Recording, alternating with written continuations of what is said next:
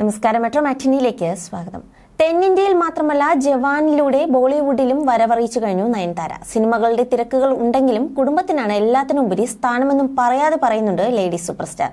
നയൻതാരയും ഭർത്താവ് സംവിധായകനുമായ വിഘ്നേഷ് ശിവനും കഴിഞ്ഞ ദിവസമാണ് അവരുടെ രണ്ടാം വിവാഹ വാർഷികം ആഘോഷിച്ചത്. 2022 ജൂൺ 9 താരങ്ങളുടെ വിവാഹം. ഇപ്പോൾ ഇരട്ട ആൺമക്കളുടെ കൂടെ സന്തുഷ്ട കുടുംബ ജീവിതം നയിക്കുകയാണ് നടി. ഇതിനിടെ നയൻതാരയെക്കുറിച്ച് ഒരു ജേർണലിസ്റ്റ് പങ്കുവച്ച കാര്യങ്ങളാണ് വാർത്തയിൽ ഇടം നേടിയിരിക്കുന്നത്. ഇതിനു മുൻപും മാധ്യമപ്രവർത്തകനായ അന്തനൻ നയൻതാരയെ സംബന്ധിച്ച് കുറേയേറെ കാര്യങ്ങൾ തുറന്നു പറഞ്ഞിരുന്നു. മക്കൾ പിറന്ന ശേഷം ഷൂട്ടിങ്ങിന് പ്രത്യേക നിബന്ധനകൾ ഉണ്ടെന്നും അന്ന് അന്തനൻ പറഞ്ഞു. 11 മണിക്ക് ഷൂട്ടിങ്ങിന് എത്തൂ, വീടിന് 20 കിലോമീറ്ററിന് അപ്പുറത്ത് ഷൂട്ടിങ്ങിന് എത്തില്ല എന്നീ നിബന്ധനകളാണ് നടിക്കുള്ളതെന്നും അന്തനൻ പറഞ്ഞിരുന്നു.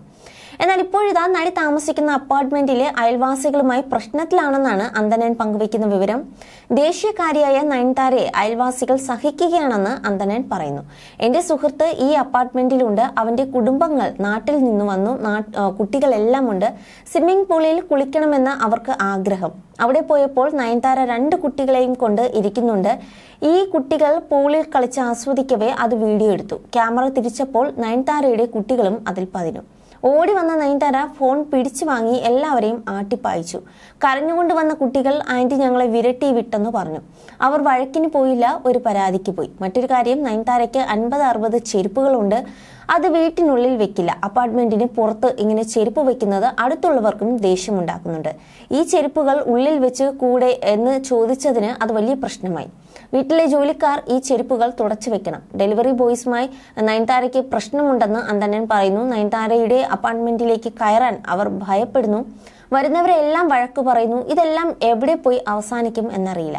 മക്കളെ ആരും ശല്യപ്പെടുത്താൻ പാടില്ല. അടുത്തു പോയാൽ പോലും വഴക്കിടുന്നു.